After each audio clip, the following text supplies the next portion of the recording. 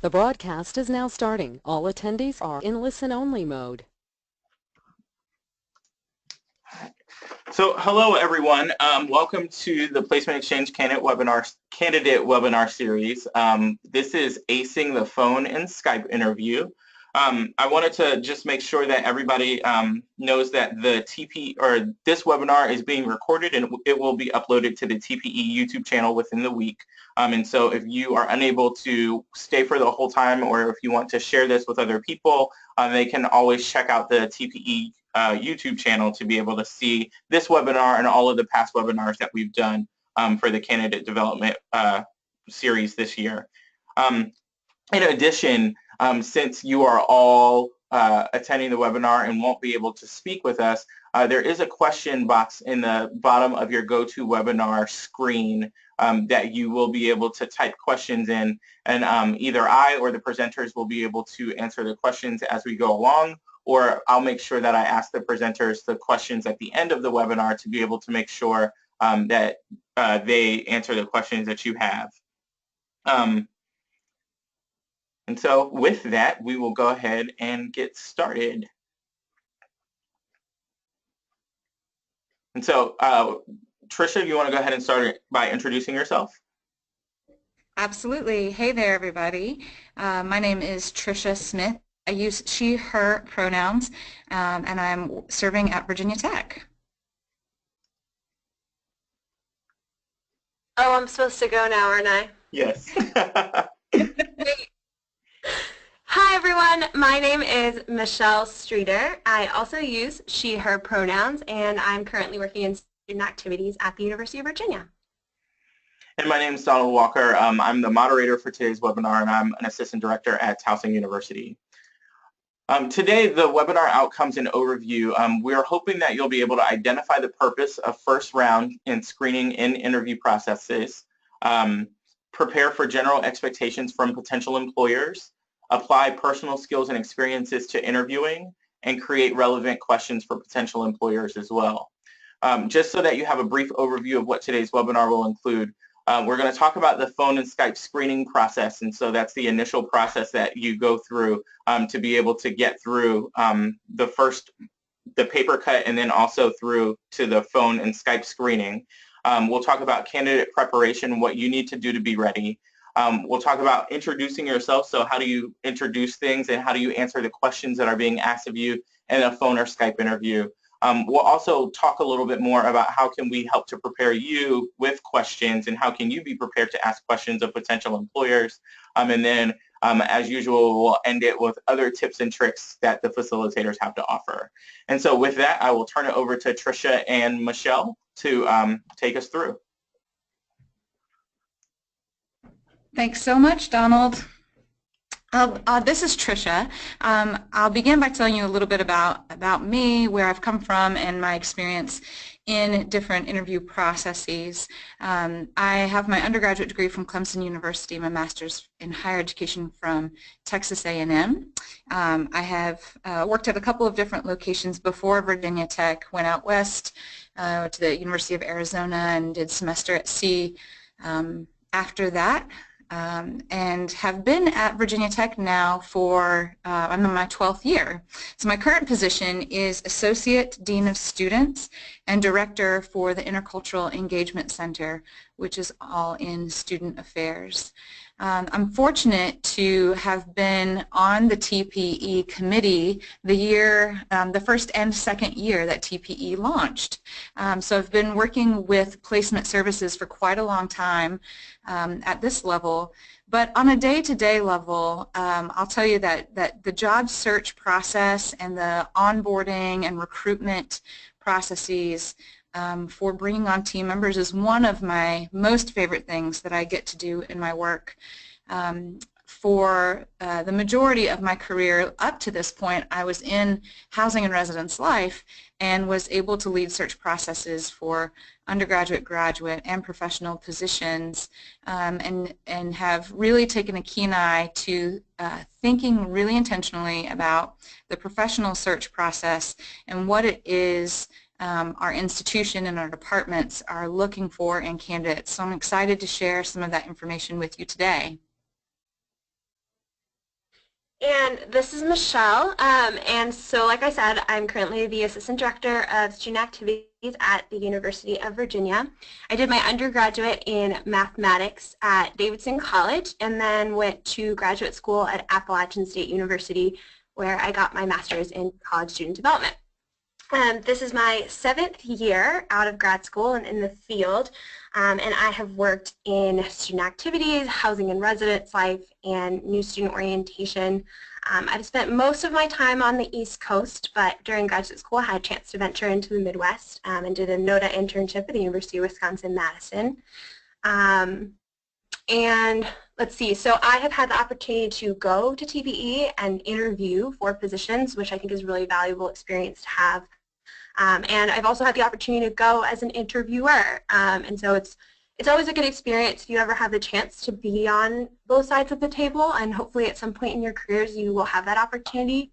But I think my favorite thing about the interview process is getting to know people and just seeing who they are and where they come from. And I think we're going to talk a lot about fit and how to share, your experiences with your employers, and hopefully you'll get some good information out of this. So to kick it off, we'd like to talk a little bit about why there are screening processes in general. As an employer, certainly we are looking out for the best interest of our students and our resources. And so the search process is a way for us to make sure that candidates can best serve our students and will help us advance the missions and priorities of our individual departments and institutions. So as you're thinking about having moved past the paper screen, the phone screening is really our second step in that process. The paper screen tends to be more about, do you meet the minimum qualifications, and at different institutions there are different levels of accountability for that process. At many of the institutions I've worked for, that is centrally coordinated from a human resources perspective, meaning that the committee who's doing that screening has to pause and check in on the work of the committee to make sure that they're meeting both legal and ethical compliance requirements. When you move into that phone or Skype screening process, different campuses choose to do that differently.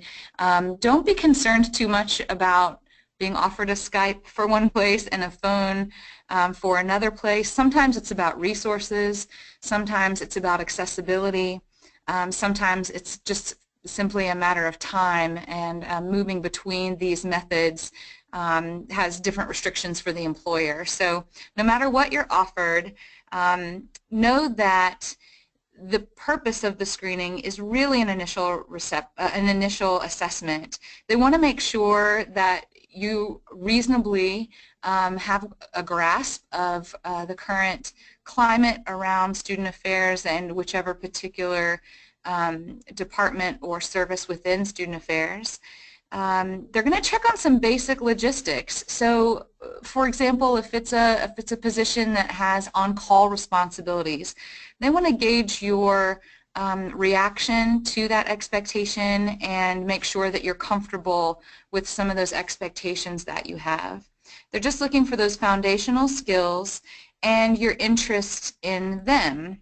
So what I mean by that is they want to know that you have an understanding of what the job actually entails.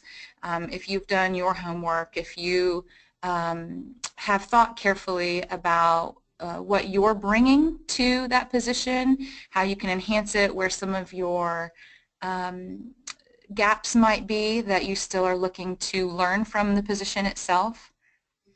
And we're going to talk a little bit more about how to get prepared for those kind of questions in just a moment. Sometimes employers will also use that screening to clear up any questions about your resume. I don't mean to imply that anyone has intentionally left information off or would submit a resume with errors, but from the inside, sometimes it's really clear what we're trying to communicate, but then when we give it to someone who is in a different context or a different institutional type, or simply you may have presented something that sounds super interesting. So they're going to spend that screening time learning more about you and about what information you've offered so far. So really, this is about, can you do the job? Basic qualifications, and please remember that phone and Skype interviews during the screening process aren't that long. Typically, they're going to be 30 minutes. On a rare occasion, you might get 2 opportunities to do that, or in a second phone screening, you might get 45 minutes or an hour, but that's not always the case. And so you need to think about, how are you communicating your qualifications in a pretty brief amount of time. They want to know, can this person do the work? So the reality of this is they are going to be looking for any obvious signs that would take you out of the running. I know when I have led search processes, there can be 100 applicants for 3, 4, 5 positions, and so the screening process is meant to help me narrow which people can do the work. And as an employer, I want to lean into the people that would need less training and whose prior experiences and personal values would match those of what our institution holds for our students. So they are going to be looking for things that could reduce your chances of fitting into that. So if you sound low energy, unfriendly, distracted, or use unprofessional language, and I know professionalism is sometimes a loaded term, but the screening process is really a time for you to focus on your skills. A positive neutral is often the phrase that we used in terms of kind of your personality showing up. Not interrupting, not communicating clearly, or please do communicate clearly. Not communicating clearly could put you into the no pile. Those are the kinds of things that the screening process is looking for. Personality and fit, maybe a tiny bit of that, but really is when you're getting closer to the on-campus phase, is when those things are going to start coming out. In terms of what you need to do to get ready for that phone or Skype screening interview. I'm going to use those words screening and interview interchangeably, so please forgive me if that gets a little bit confusing. So certainly you need to come prepared. This means doing your own homework, and I know that some of you are in graduate programs and may have assistantships or have other jobs, family obligations, community obligations. There's lots of stuff going on in our lives while we job search, and so it's almost like having an additional job on top of your regular responsibilities. But doing your homework is incredibly important.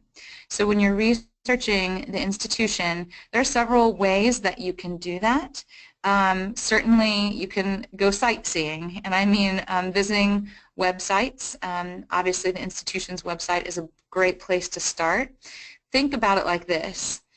Every school spends money, time, and fiscal resources carefully considering how it paints the picture of the institution on its website. That's its canvas. That's its forward-facing image and communication to the entire world. And so don't simply go to the one department with the one job that you're looking for. Click around the site. You'll get some sense of what's important to the institution. Are you seeing photos of students? Are you seeing photos of research? Are you seeing articles from their scholars? And in what fields are they being highlighted for? Who are you seeing on their website, and what good work is being rewarded? Those will all give you small clues into the values of the institution that you're considering. You might also peruse the news, and so even outside of the school's website is fine, but specifically I mean the news that the school puts out. So if that institution is highlighting community service and diversity, on 2/3 of their news platforms, whether that's their official news or their Twitter or their Facebook. What are their points of pride and their points of pain? Because sometimes you'll see news articles that are also disparaging. And so that's just painting a full picture. And please know, please know, every institution has both sides of this. Maybe I shouldn't even say both, all sides. So you're going to find some stuff that gets you really jazzed, and you're going to find some stuff that you go, ooh, I wonder what that's about. And that's okay. You're going to take notes on all of that because it's building a picture for you.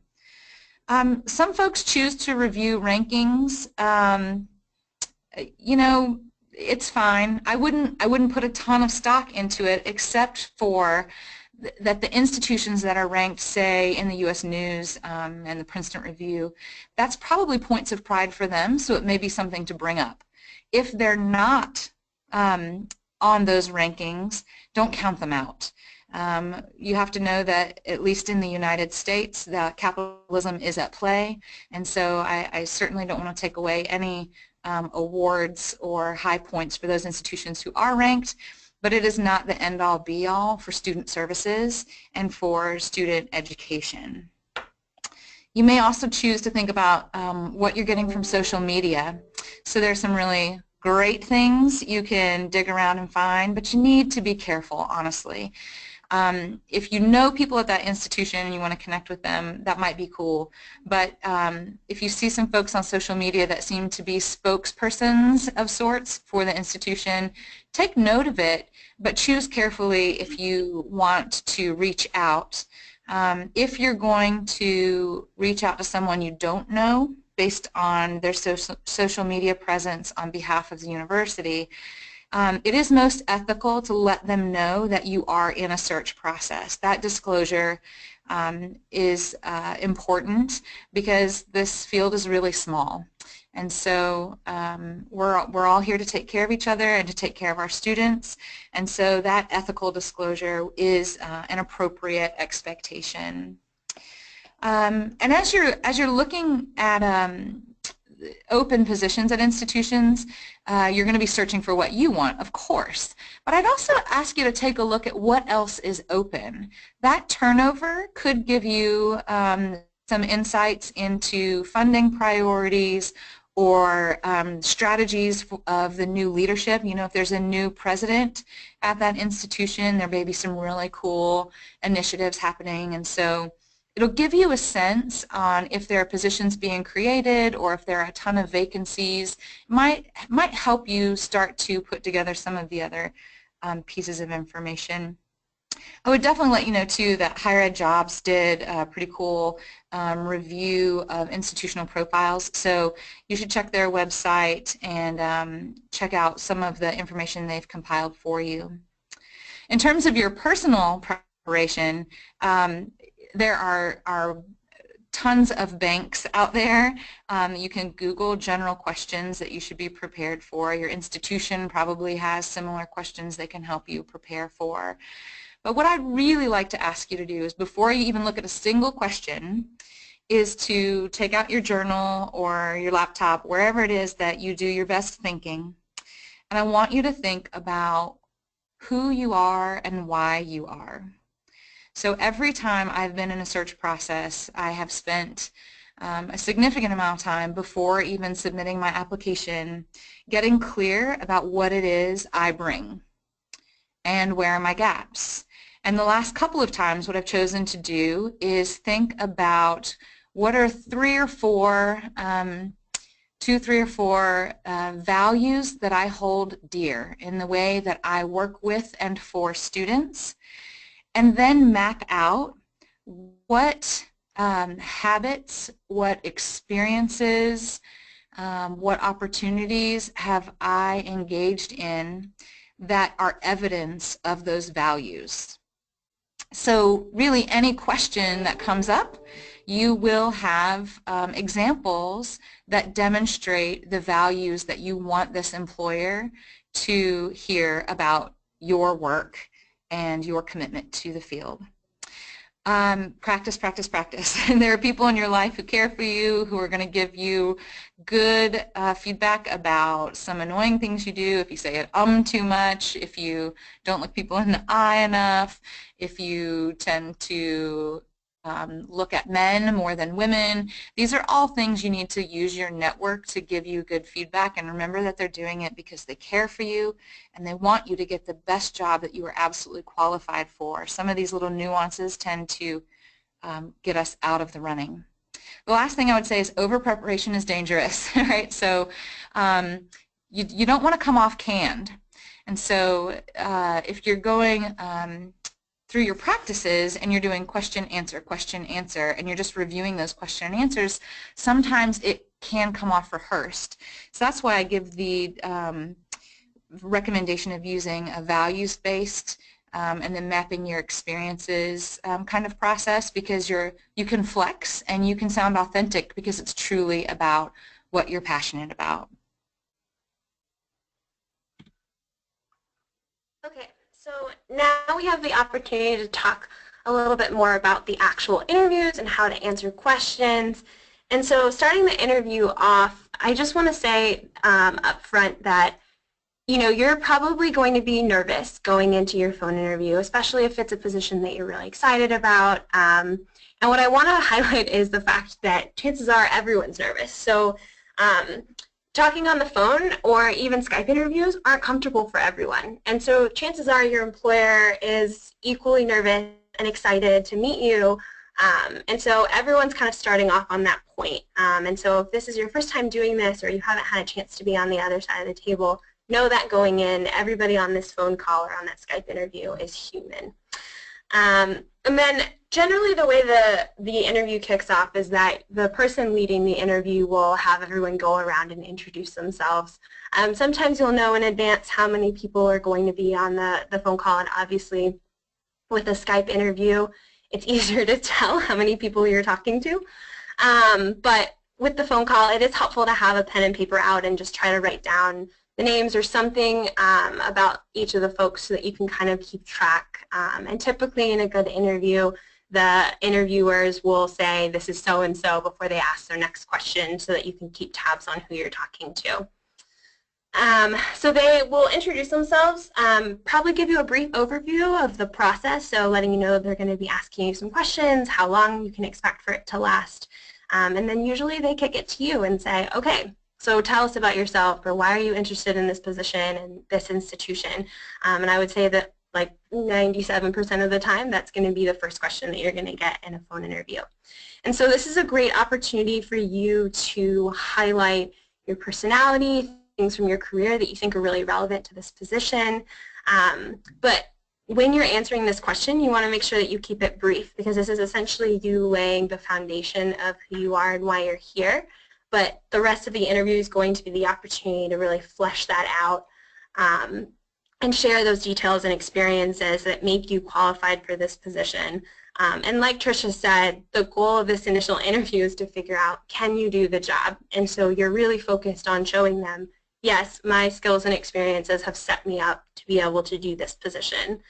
And then when you're talking about your interest in the position, you really want to show that you've done your research. That doesn't necessarily mean that you're reading from the website or listing off statistics. You want to make sure that you know what might be important to the folks on the phone and to this institution, and then what's important to you. What did you connect with, and share that thing that really drew you to it, because that's going to individualize your phone interview and make you stand out. And you're going to come across as more genuine and authentic when you're talking about something that you're genuinely excited about or curious about that drew you to the position. And again, in that response, you want to make sure that you're being detailed and direct, but not necessarily long-winded. So when you're answering questions, one of the things that you really want to focus on, and I think Tricia gave you a really great framework for this, is in this values-based mapping, you're using anecdotes to highlight those experiences, because chances are, as an interviewer, I don't know you, and so I need you to show me rather than just tell me when you're talking, because I probably don't have a reference point to know whether you are a good problem solver or if you are organized or what this experience actually looked like when you supervised a group of students. And so the way you get around that is in your preparation process, sitting down and thinking through what are some experiences and stories that I might be able to share that can highlight these things. And again, you don't want to have that canned answer. You just want to have a framework for maybe what are the highlights that I want to hit. And then when it's appropriate, you can insert those into your phone interview. And then the other thing that you want to make sure you're doing is you want to emphasize certain skills. So in addition to highlighting these values that hopefully align with the institution and the position that you're applying for, you want to show these are some skills that I'm really good at. And I would say that ultimately you want to pick 3 or 4 skills that are really important and that match the position that you're applying for. And you want to talk about those consistently throughout your interview. So when you're sharing an anecdote, that skill comes up. When you're answering another question, that skill comes up. And the reason I say that is because typically when we're doing phone interviews, we're taking notes, we're writing things down, and it's impossible to write down everything that you say. And so what I'm usually looking for are key words that you're saying to help me remember you and your experiences and what make you stand out. And so you kind of get a chance to put words in our mouth almost. You get to be the initial person that says, I am this, this, and this. And those are the things that I'm initially going to write down. And then later on when I'm assessing the interview, I'm going to go back and kind of triangulate everything and say, okay, did their answers match these skills and experiences they talked about? But that's really your chance to shine. And I know a lot of times people are like, well, I'm uncomfortable talking about myself, or I'm uncomfortable, but this is the time that you absolutely have to do it, because otherwise I don't have a frame of reference point and I can ask as many follow-up questions as I want, but if you're not willing to go there with me and tell me why you're fit for this position, I can only help you so much. And like Tricia said, there's usually so many qualified candidates that you almost have to find reasons to move people into that no pile, but at the same time, as an interviewer, I want you to succeed, and so I need you to make sure that you're bringing your skills and experiences and that fit to the table. So the other thing that I want to make sure to emphasize as well is that you might get asked a question about an experience that you haven't had yet. And you might choose to be honest and say, you know, I haven't had that experience. But what I want to tell you is that your answer should not stop there. So even if you haven't had that experience, there's a reason that you found this position and you're applying for it. And hopefully if you're at a phone interview point, that means that you do have some qualifications that make this a good match for you. And so you want to make sure that if you're answering a question about an experience that you haven't had, that you take some time to highlight relevant skills and experiences that you have had that are transferable to be able to say, with minimal training, I can dive in and I can figure this out. Maybe you're a quick learner. Maybe you're a problem solver. Maybe you've supervised a person in this capacity and now you could do it in this capacity. And so just make sure that if someone ever asks you something that you're like, I haven't done that, please don't stop there. And it doesn't have to be like made up, right? Like you do have the transferable skills and experiences. And I will also say that when we get to a phone interview process, for every one position, I would say that in my experience, we've interviewed maybe 10 to 15 people on the high end. So you're already in like a smaller pool and we've chosen you for a reason. So use that as a boost of confidence going into it. So we touched a little bit on time management and how answers should be brief but direct. But you just want to make sure that you're covering the right details. And I always think back to like when you were in middle school, for example, and they were like, I want you to write a 5-paragraph essay, but it's like, well, is that really covering everything that I need to cover? And so you want to focus on, have I said what I need to say in the amount of time that I need, knowing that it's about a 30-minute interview. There's probably going to be about 5-ish minutes at the end for questions, and so you're really covering all the information in about 20 to 25 minutes. So that gives you a couple of minutes per answer at most, and you don't actually know how many questions your interviewer is going to ask you because honestly that can vary from position to position. And so just keep that in mind as you're answering the questions so you do get a chance to touch on all the pieces and benefit from that. And then one of the things that I would highly encourage you to avoid saying at the end of any of your responses is, did I answer your question? And I know that this can be really tempting to do, especially if the question is confusing or you're unsure. But but I'm looking for you to show me confidence in your answers and responses. And so it's important that whatever you say, that you are confident in that. And so anytime you say, you know, did I answer your question? Now I'm questioning, well, did they answer my question? And I will tell you that as an employer who's interviewing someone, if there's something left unsaid that I'm either confused about or I need more information about, I'm going to ask you. I'm going to ask for a follow-up and say, hey, can you tell me more about this? Now, I don't want you to think that anytime someone asks you a follow-up, it means that, oh, you must have messed up, and that's why they're asking you this question. Sometimes we just want more information. You've shared something that's interesting or engaging or different. But then, you know, again, so if you don't answer a question, and that's a detail that I think is important for us to know, I'm going to ask the question. So be confident in your responses and don't feel like, you know, you need to ask if that was the correct answer, because there is no correct answer. You are the expert on you. And so the best answer that you can give is that one that you prepare to come in and really talk about yourself and share about yourself and be ready to do that in a confident manner. Okay, so let's say that you start answering a question or you say something and you're like, oh, why did I say that? And you feel like you've messed up. And so my best advice for you in that moment is to think about the interview as a process. And so it's a process that I want you to be present for and just be in the moment. And so that means if you mess up, shake it off and move on. Because at that point, the worst thing that you can do for yourself is get into your head and start to process and analyze, and then suddenly you've started now, you know, tanking on future questions. And you might say something that you're like, oh, I wish I had said this thing or that. And there is a time to process that, and that's after the interview. And this can be hard to do. It can be hard to stay present, especially if your mind is always going a million miles a minute. But I want you to know that, again, you're human, we're human. It's not like that one mistake is probably not going to make or break your interview. And if you, after the fact, feel like, oh, I need to do something about this, there's options and ways that you might go about doing that. But chances are that thing that you noticed, no one else did. And then I'll also just reiterate at the end that confidence is really important. Now, I want to distinguish that there's a difference between confidence and arrogance. I will say that student affairs tends to be a very community-oriented team player environment, especially in working with our students. A lot of times that can't happen without good collaboration from our colleagues, and so it is important that you come in with confidence, but it's almost a humbling confidence, right? You're still learning and growing, and we all are, regardless of what position we're in. We all have the opportunity to continue to develop as professionals. And so be confident in the experiences you have, be confident in your ability to learn and grow, and chances are that your interview will go well.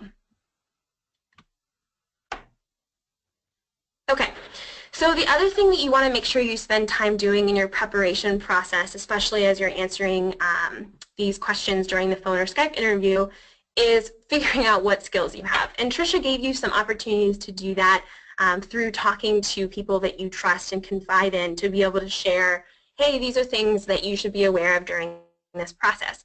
And those same people can also be a great sounding board to say, hey, when you think of me, what are a couple skills that come to mind? Like, what do you think I'm really good at? And then identifying how can those help your employer and how can you share about that in the process. Another great place to go to find out what you're good at is talk to your students. Ask them what they really enjoy about working with you. Ask them what you might be able to improve on, and chances are they can give you some great information about this. And then, of course, there's also some great tools and assessments out there. I'm a big fan of StrengthsFinder, but one of the things that I want to caution you about if you do participate in some sort of tool or assessment is that you don't necessarily use those words necessarily as your canned skills or strengths. You don't necessarily know if your employer or interviewer is going to be familiar with whatever assessment it is that you took, so it's always best to take that and put it in your own words and show how that skill manifests for you. Because even in the context of StrengthsFinder, for example, each of those strengths looks very different for each individual. So you're telling me you have empathy doesn't necessarily mean anything to me. I want to see how you utilize your empathy in the day-to-day work with your students, with your coworkers, how it helps you accomplish your goals in your role and in your position. And so just keep that in mind, that that's a great way to get that framework, but do put them into your own words. And lastly, and I already talked about this a little bit, is just that highlighting of your skills in the same way that you're focusing on some values that you want to map out your responses to. Pick some skills that you really want to highlight throughout the process and make sure that in your responses, you don't have to touch on every single skill in each of your responses, because you never want to force anecdotes or skills into an answer just because, but make sure that at least in each of your responses that you're touching on at least one of those skills that you want to highlight, and you're touching on one of those values, so that your employer really does get a good picture of who you are as a person and how you would be as an employee and in this role and position. So let's talk about how you're going to ask questions as well. The first round questions, I think we've done a pretty good job of covering about what the employer is looking for, what they're anticipating asking you, but you're going to need to have some questions prepared as well. I'll be honest with you, sometimes we do a bad job as employers of moderating the time, and so you may end up in that 30 minutes only having 2 minutes at the end to ask one question. So don't be surprised if that happens, especially when you're back-to-back, or if someone is just super awesome and you want to keep talking to them. It gets difficult to keep that group or that pair on task when they're doing the interview. And I also want to let you know that the how you ask the question is equally important to the actual question that you ask. And this is pretty standard communication skills, right? But sometimes we forget it, whether we're in a place of nervousness or excitement. And both of those are really reasonable emotional reactions to an interview process. But you can forget that your tone and your moderation and kind of the judgment-laden pieces of emphasizing different words can come across in unintended negative ways. So you want to be careful about your how.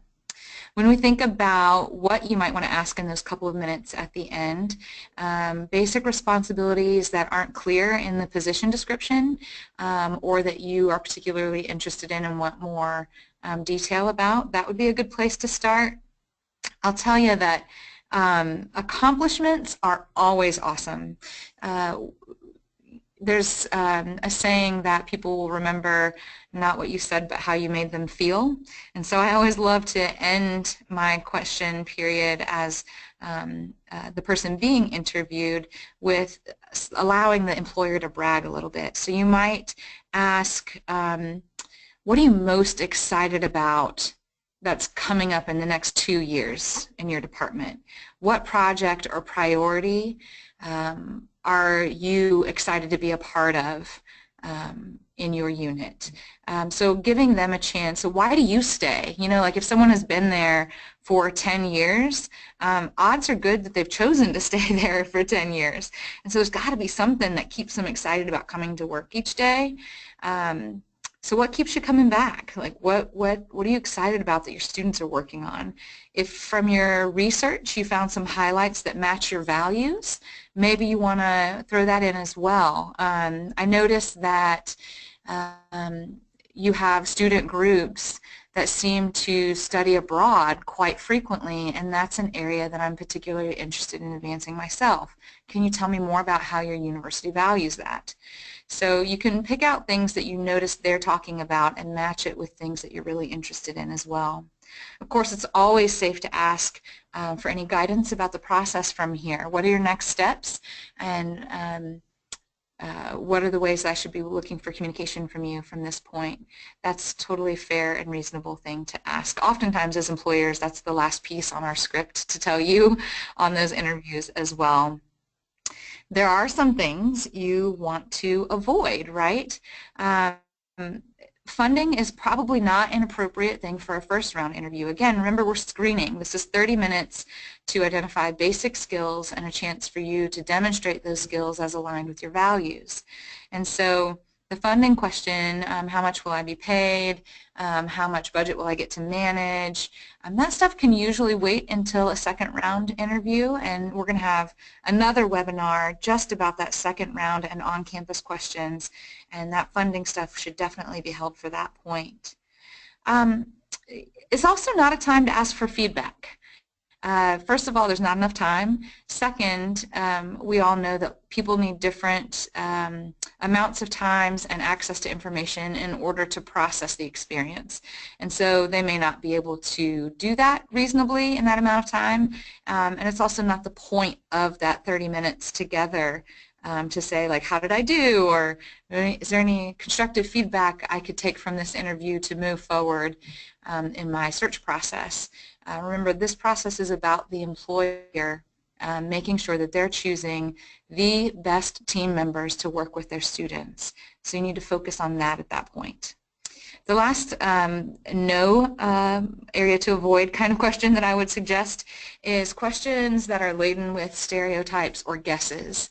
And it seems intuitive, but when we're in the moment, we might make some judgments. I mean, that's what our brains do, right? Unconscious bias is certainly a part of all of us, no matter how often we practice. I'll give you an example. A couple of years ago, I was team interviewing at TPE, and the candidate, this is for an entry-level live-in housing res life position, and the candidate was a second-year grad student, and I was interviewing with a younger colleague, and so the candidate asked the younger colleague, tell me about how you connect with students, what are your favorite parts, and then turned to me and said, well, since you're really distanced from students and probably can't connect with them, let me give you a different question.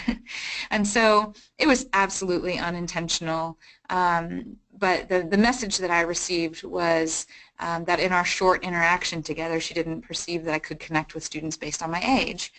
And so that's just a really small thing, and absolutely no harm was intended, but we tend to walk into that when we're a little bit nervous, and so try to avoid things that might be identity-based or unintentional guesses on someone's lived experience. And again, there's going to be a second round and on-campus webinar coming up, so stay tuned for more information in that area.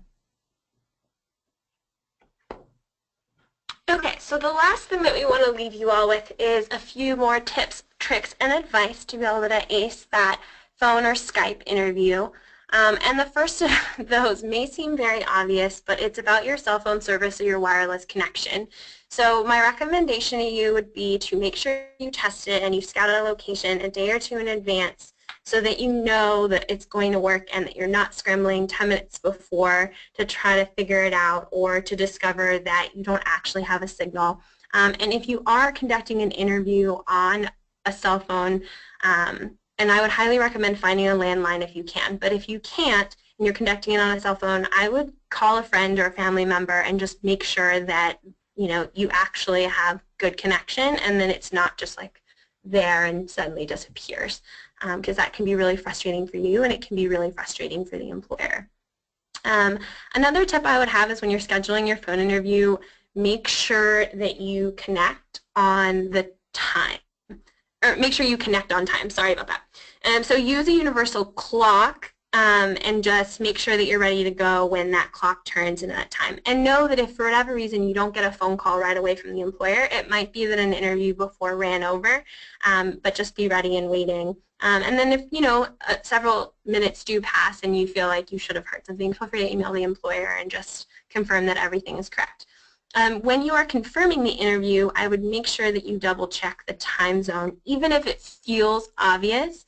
I typically like to add, EST or MST or whatever at the end of the time when I confirm, just to make sure that we're on the same page, because you don't want to make assumptions about where a person might be. And maybe they work at a certain school, but they're traveling, and so they're having to do a couple phone interviews on the road, and that puts them in a different time zone, so you just never know. When you are talking to the employer, and especially when you're sharing anecdotes, or maybe when you're connecting at the beginning of the phone call, you want to make sure that you're not oversharing. So that connection piece is great, But you want to make sure that any stories or anecdotes that you do share are relevant to the interview and add value to you as a candidate for the position. And then another thing that you want to make sure you do is to stay positive. And I think the anecdote that Tricia just shared was a great example of how to be able to do that when maybe you've had a situation that could be perceived as negative, or maybe it was an experience that you didn't enjoy. And so it can be easy to kind of relive some of those feelings and share those and feel like you're processing with a friend. But in a phone interview, what you're really doing is you're showing that you've taken a step back and you have some perspective on the situation, that you've analyzed it, and that you're able to say, okay, this is how I move forward from here. And if something else like this were to happen, this is what I learned, and I want to move on from that. And so it doesn't mean you can't share situations that were challenging or difficult. It's just important that you take a positive perspective on them, because that's something your employer is probably going to be looking for. Mm-hmm. And then you want to make sure you manage your time during the interview. And your employer really should be managing the clock as far as the time period goes, but you want to pay attention to how long you're talking during each of the questions so that you can keep on track and have the opportunity to answer all the questions, because ultimately that will benefit you as the candidate to be able to do so. Tricia, do you want to talk about the last couple? Yeah, absolutely. So the last little bit here about managing distractions. There are several things you just may not think of if you don't plan ahead. So a distraction-free environment for you and for the interviewers is really important. So if you have pets, make sure that they are tended to, whether they're in their kennel or at a friend's house. If you know that your dog is going to bark when you're in the living room because they can hear your voice, go somewhere else, or have them go somewhere else. Keep your back to open windows. Sometimes you need to make sure you turn off your cell phone clearly, and all the way off if it's a Skype interview. I know it's tempting to just put it on vibrate, but I promise you'll get distracted if the little notification pops up, or if the table starts shaking that you have your computer sitting on as you're trying to Skype. Know yourself, and so if there are other distractions present in the room, that whether it's the window thing, if people are walking by the window and you're distracted by, oh, I know that person, or oh, there's something shiny, just go ahead and turn your body so that that's not going to be a problem. If there are televisions present, make sure those are turned off, that kind of thing. If you're in a residence hall, you may want to just give the interviewers a heads up, right? Because things happen in residence halls, so you can't predict a fire alarm or a duty phone call. Those kind of things. Preferably have someone else hold the duty phone for you if your protocol allows and you're one of those folks that serves on call. The other kind of distractions that you want to be attentive to in terms of Skype interviews have to do with your attire and your body positioning relative to the camera. And there's lots of great sites out there that give you good examples, so I definitely encourage you just to Google some tips for Skype interviews. You want to avoid busy patterns of any sort in terms of usually you're just going to show kind of from your shoulders or just below your shoulders up so they can see your face. You're not going to stand far away and see your entire wardrobe, but solid colors tend to do better, and something warm, something like bright but not neon, can help project a positive vibe. But the long and short on clothes, you need to feel good. So if it helps you feel that confidence that Michelle was talking about, that's what you want to wear, as long as the technology just sometimes, if there's a pattern on your shirt, the pixels can get a little dizzying for the people looking at you. And of course, check that height of your camera before you start your interview. If the camera is too low and they're kind of looking up at your chin and your nostrils, that can be kind of distracting for the employer. And if it's a little too high, it can unnecessarily cause glare from the lights, depending on if you're in a room with fluorescence, or if you only have one lamp and it's to your right. This kind of lighting and height checking is going to be really important before you begin.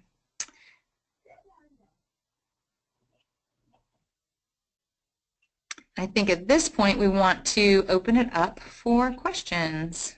Yeah, and so, sorry, I was having a bit of a technology thing. It was not clicking for me. There are two questions that have come in just recently, and so I'll encourage anybody who's watching as well to continue to ask questions in the question box. We've got about 10 minutes left that we'll be able to answer some questions here.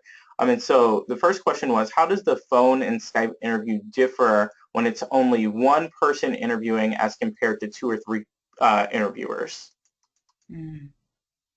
That's a great question. I have done both phone and Skype with singular and multiple people.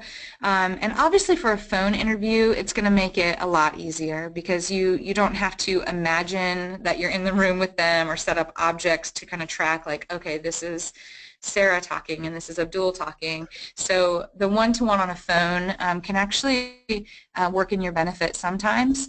The challenging part about a one-to-one, no matter the method, is that if you feel like you're not connecting with that person, there's not another person to connect to, you know? So you really have to stay in it and keep working on that relationship and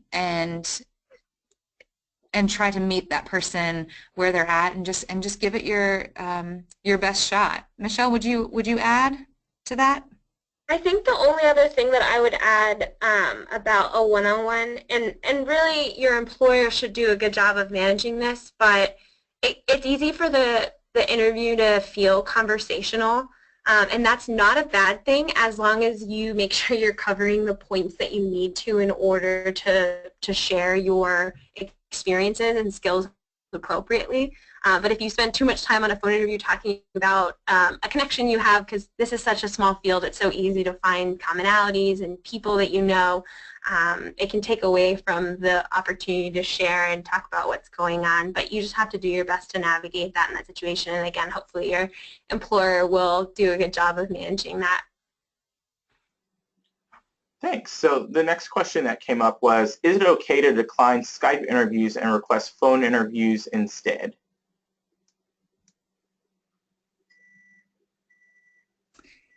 Michelle, do you have a perspective on that? I would say that if an employer has requested a Skype interview, that you should try and find a way to make that happen. If the reason that that's not going to work is a technology or access issue, then I think that could be a place where you can talk to the employer and explain what's going on. But if it's a preference or you could do it, but you haven't done it before, I would say that if your employer is requesting it, there's probably a reason for it. And honestly, even though you can't get 100% affect from a Skype interview, it is nice to see the person and put a name with the face. And I know that in interview bias, that that can absolutely play in. But I think that if your employer's asking for it, you should try very hard as an interviewee to do it. And ultimately, if you're like, that didn't make me comfortable or that wasn't a thing, you can use that as information about whether or not that institution could be a good fit for you. Yeah, I think I would only add from an employer perspective, we only, in processes that I've been a part of, and I can't speak universally for every employer, but we only choose Skype at particular levels very intentionally. So I've never actually done a 30-minute Skype as the first round of screening. I exclusively use phone, and I don't want to assume your intent in this question, but I will comment that one of my concerns about using Skype on a first round is that interview bias piece. Because we are looking to see if skills match up with the position descriptions for which we're searching, it's not about fit yet. A Skype feels like a little bit too much in processes that I've been a part of. We would hold that to a second round before we got to that level, because that tends to be a little bit more depth. Additionally, it's just a matter of time, right? So like at different institutions, if you're only going to have one round, maybe a Skype is what they're working for, and so there may be. I think it's fair to ask, always fair to ask. If you are uncomfortable with it or have any kind of concern, it is okay to ask the question. If from an employer standpoint, what I'm thinking about is equity across my process. So if I Skype interview some people, I need to Skype interview all people, or at least provide access to that. All right. So another question that came up was, when it comes to answering questions about why you are interested in a position, what should you refrain from stating, such as moving closer to home, family, etc.? Well, that's a great question. I think that's so real. This is Tricia again. From my perspective, those questions aren't, or those responses rather, aren't off the table. It's about ordering, right? So what turns me off as an interviewer when I say, what interests you, and someone leads off with, well, most of my family is in your area and I'm really looking forward to coming home. If it stops there, I'm completely disinterested. If you keep going, you might still have me if your skills are very impressive. But if you flip that, if you say those same exact things, but you flip it and you talk about the position and the institution and the types of students, and then you say, and you know what, a bonus for me personally is that my family is also in that area, then I think, oh, cool, win-win, because you've put my needs first.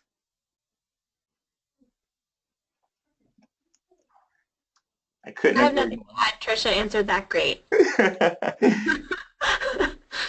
So the next question that we have that came up was, if you can't find all of the interviewers' contact information, possibly because you wrote their name down wrong, is it appropriate to email a thank you email to the chair of the committee and ask them to forward the email to the rest of the search committee?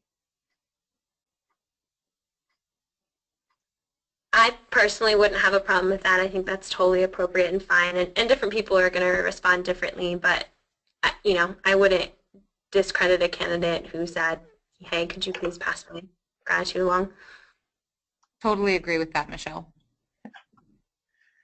How long does it usually take after the phone or Skype interview for a candidate to be contacted, and what are some good post-interview practices while waiting? That's a great one.